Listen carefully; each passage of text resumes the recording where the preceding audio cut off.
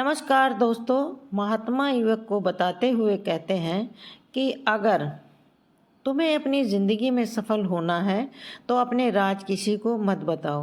अगर तुम जो काम करना चाहते हो तो यह राज किसी को बताना नहीं, क्योंकि अगर तुमने अपने राज किसी को बता दिया तो तमाम लोगों को पता चल जाएगा कि तुम क्या करने वाले हो। और अभी तुम अपने कार्य की शुरुआत भी नहीं किए हैं, लेकिन तमाम लोग आपको गिराने की कोशिश करने लग जाएंगे।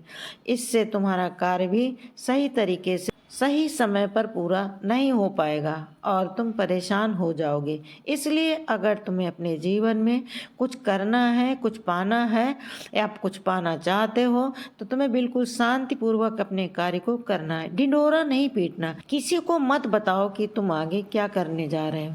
इस बात का तुम खास ख्याल रखो। महात्मा ने युवक को सफल होने की अपनी बात कहते हुए यह कड़ी मेहनत और लगन के साथ काम करो। या महात्मा कहते हुए कि कोई भी इंसान अगर सफल होता है तो अपनी कड़ी मेहनत से सफलता प्राप्त करता है। जितने भी कामयाब लोग होते हैं उन्होंने बहुत कड़ी मेहनत की है। कड़ी मेहनत सही जगह पर करनी चाहिए, या नहीं कि तुम बस बहुत कड़ी मेहनत करते जा रहे हो लेकिन सही दिशा नहीं, सही दिशा में कोई कार्य नहीं कर रहे हो। तो कड़ी मेहनत के साथ सही सही दिशा भी बहुत ज़रूरी होती है।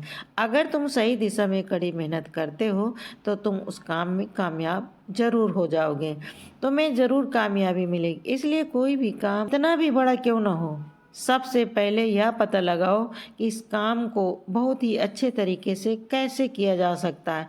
अगर आपको यह पता चल जाए कि इस काम को अच्छे तरीके से कैसे किया जा सकता है तो फिर पूरी जान लगा उस काम को प्राप्त करने के लिए।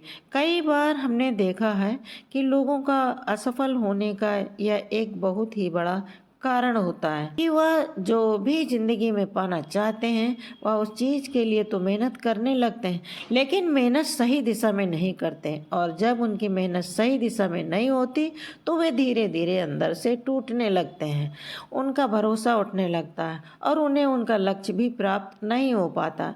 इसलिए उन्हें जो भी कार्य को करना है, तुम्हें जो भी लक्ष्य पाना है, सबसे पहले उस लक्ष्य को पहचानो कि इस लक्ष्य तक कैसे पहुंचा जाए तो तुम जरूर सफल हो जाओगे। एक उदाहरण देता हूँ कि मान लो यह सामने जो पहाड़ दिखाई पड़ रहा है, अगर मैं तुम्हें इस पहाड़ पर चढ़ने को बोलूं, अगर तुम सीधे चढ़ोगे तो तुम कभी इस पहाड़ पर नहीं चढ़ पाओगे। लेकिन अगर तुम इस पहाड़ पर चढ़ने के लिए एक अच्छा रास्ता खोजोगे कि सबसे जल्दी और आसान तरीके से इस पहाड़ पर कैसे चढ़ा जाए, पहाड़ पर तो तुम बड़ी आसानी से चढ़ जाओगे। लेकिन अगर तुम बिना सोचे समझे चढ़ने लगोगे तो वह पहाड़ की चोटी पर कभी नहीं चढ़ पाओगे।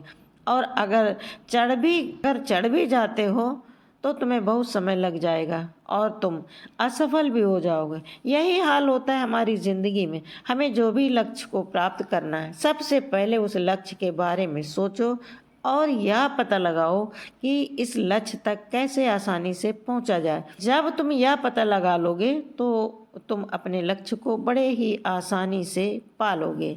इसलिए कठिन परिश्रम के साथ साथ सही दिशा भी जरूरी होती है। महात्मा उस युवक को सफलता प्राप्त करने के और अंतिम सूत्र बताते हुए कहते हैं कि युवक, तुम्हें अपने शरीर का भी बहुत ख्याल रखना है और अपने शरीर के ख्याल के लिए तुम्हें योग अभ्यास और योग की क्रिया करनी है।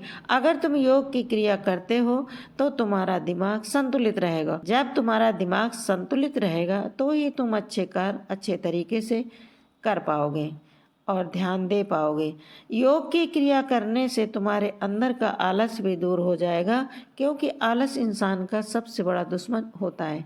इसलिए योग अभ्यास करके तुम अपने आलस को भी दूर कर दो। ठीक उसी प्रकार जब तुम अपने दिमाग को एक जगह से दूसरी जगह पर ले जाओ, मन के साथ कार्य करो तो तुम्हें सफलता जरूर मिलेगी, क्योंकि तुमने अपनी पूरी ऊर्जा एक दिशा में लगा दी। और जब तुम अपनी पूरी ऊर्जा एक दिशा में लगा दोगे तो उसका परिणाम तुम्हें अच्छा देखने को मिलेगा। इसलिए तुम दिन में ध्यान की क्रिया, योग की क्रिया जरूर करो। इससे तुम्हारा दिमाग संतुलित रहेगा, तुम्हारा दिमाग बहुत अच्छे तरीके से काम करेगा। और जब तुम्हारा दिमाग संतुलित रहेगा, बहुत अच्छे तरीके से काम करेगा, तो ही तुम अच्छा कुछ नया कर पाओगे। सोच पा, तभी तुम्हें जाकर सफलता मिलेगी। इसीलिए मेरी इन बातों का ध्यान रखना। इसलिए युवक, सबसे पहले तुम जाओ या पता लगाओ कि तुम किस चीज़ में माहिर हो, फिर तुम उस हिसाब से कार्य करो। और मेरी इन बातों को याद रखना।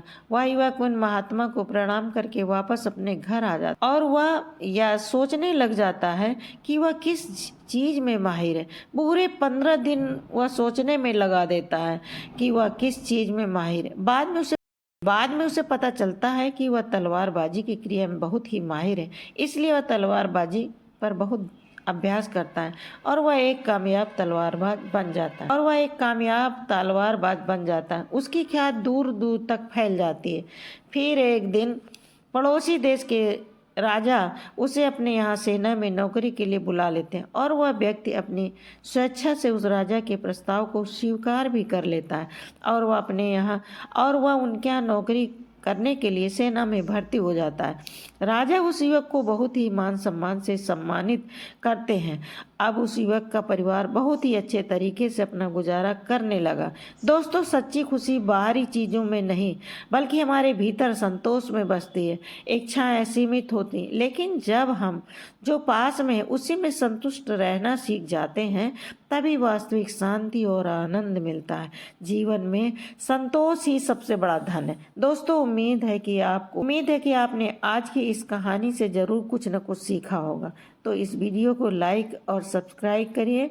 अपने दोस्तों के साथ शेयर करना न भूलें। हमें ऐसे ही सपोर्ट करने के लिए चैनल के घंटी बटन को ज़रूर दबा दीजिए। चलिए मिलते हैं अगले वीडियो में। तब तक के लिए अपना ख्याल रखें। धन्यवाद। जय हिंद।